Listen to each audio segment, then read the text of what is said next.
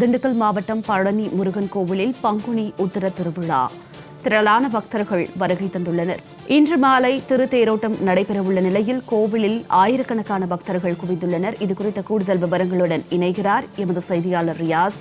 வணக்கம் ரியாஸ், கூடுதல் விவரங்கள். ஜனனி, அறுபடை வீடுகளில் மூன்றாம் படை வீடான பழனி அருள்மிகு தண்டாயுதபாணி சாமி கோவிலில் விமரிசையாக நடைபெறக்கூடிய திருவிழாவில் ஒன்று பங்குனி உத்திர திருவிழா.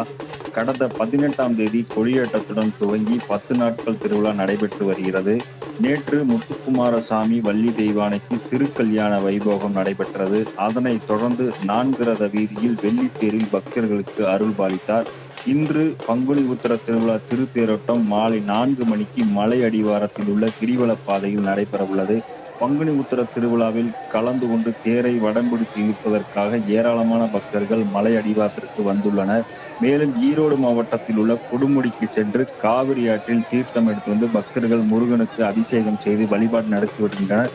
மேலும் மலை அடிவாரத்தில் பக்தர்கள் காவடி சுமந்து வந்து மேலதாளங்களுடன் காவடி ஆட்டமாடியும் திருவிழாவை கொண்டாடி வருகின்றனர். பக்தர்களுக்கு தேவையான அடிப்படை வசதிகள் கோவில் நிர்வாகம் மேற்கொள்ளப்பட்டு வருகிறது. பக்தர்கள் பாதுகாப்பிற்காக 1500க்கும் மேற்பட்ட போலீசார் பாதுகாப்பு பணியில் ஈடுபடுத்தப்பட்டுள்ளனர். கடந்த ஆண்டை காட்டிலும் இந்த ஆண்டு பங்குனி உத்திர திருவிழாவுக்கான பக்தர்கள் வருகை அதிகமாக உள்ளது. ஜனனி, தங்களுடைய தகவலுக்கு நன்றி ரியாஸ்.